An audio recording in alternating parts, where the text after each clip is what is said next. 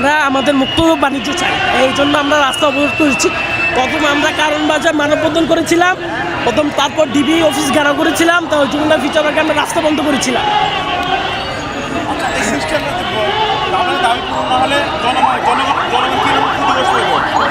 আমাদের জনগণ দেখা গেছে একটা ফোনের দাম 100 টাকা, সেই ফোনটা তাদের কিনতে হবে 157 টাকা দিয়ে।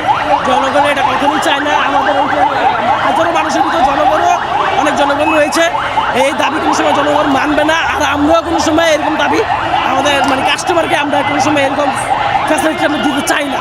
সাউথ টাউনে হোক আপনার স্বপ্নের আবাসন, শতভাগ রেডি প্লট, সাথে সাথেই সাফ কাবলা রেজিস্ট্রি।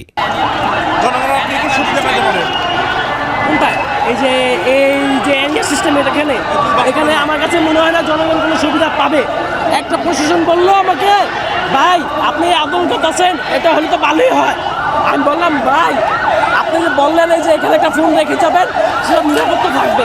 আমি বললাম, ভাই চোর আজকেও এতটাও বলত না যে এখানে ফোন রেখে যাবেন সেটা সে নেবে না। এরিয়া সিস্টেমের পর এই ফোনটা সে নিয়ে ডিসপ্লে বিক্রি করে ফেলবে, ব্যাটারি বিক্রি করে ফেলবে, ক্যামেরা বিক্রি করে ফেলবে। তখন আপনি কি বলবেন? মাদারবোর্ডের সাথে এনিয়ার সাথে ডিসপ্লে, ক্যামেরা, ব্যাটারি কোনো সংযোগ থাকে না।